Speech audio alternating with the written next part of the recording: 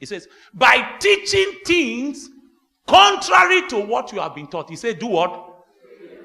Look at the next verse and enjoy it. See. Such people are not serving Christ our Lord. What are they doing? They are serving their own personal interest. How? By smooth talk and glowing words. What do they do? 2 Timothy chapter 4. 2 Timothy chapter 4. Go to verse 14. 2 Timothy chapter 4, verse 14. Alexander the coppersmith did me much harm, but the Lord will judge him for what he has done. Next verse.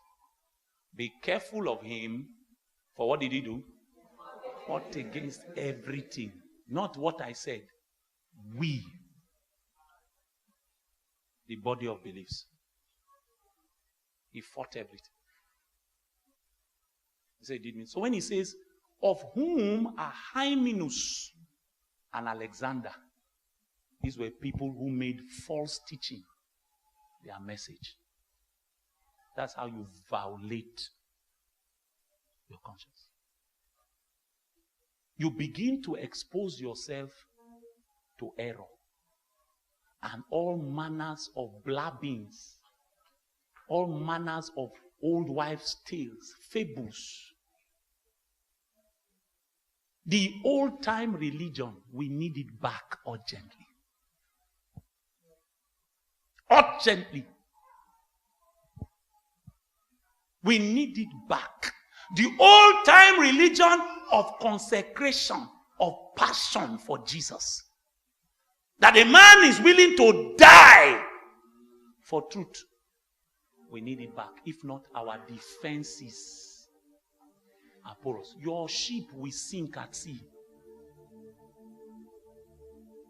Because when the storms will come, the thing that anchors the ship of your faith is truth. Huh. Stephanie, do you know why Paul kept announcing it? Go and read Paul. He will tell you that I determined not to know anything amongst you. Except what? Christ. And him what? Crucified. He says, the only message I want to preach is the message of Christ and his cross. To them who are perishing, they call it foolishness. But to us, it's the power of God unto salvation. Christ and his cross. We need to bring the cross back to the church. Me and Pastor Mine were talking some days ago. Go to Christian bookshops. You cannot find spiritual books again. It's motivation, philosophy, sociology.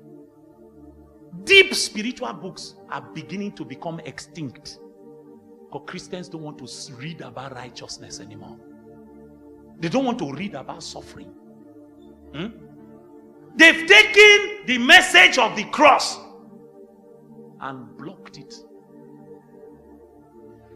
They don't want you to talk about death. They don't want to tell you to die to selves, die to your ambitions, die to immorality. A man comes out as a preacher. How many preachers can do it? He comes out as a preacher and he says, now, and even when I am 99, I will raise my hand before the Church of Jesus Christ and say, if I have slept with any woman that is not my wife, let her expose me. People who call themselves preachers are attacking you. Because many of the people in the pulpit, they can't take their hands off people's wives. They can't. Adultery is like an armed man, even in our city. I was with my brother, Pastor Efe, some days ago. We're lamenting over a life with a big congregation in this city. He's sleeping with people's wives. With people's wives. And it's not that we are speculating. Hard evidence. Hard. They don't want us to talk. Meanwhile, when Paul was doing his ministry, he came out boldly and he said, if I have taken anything from anybody, let the person cry out. He said, these hands have provided for my needs.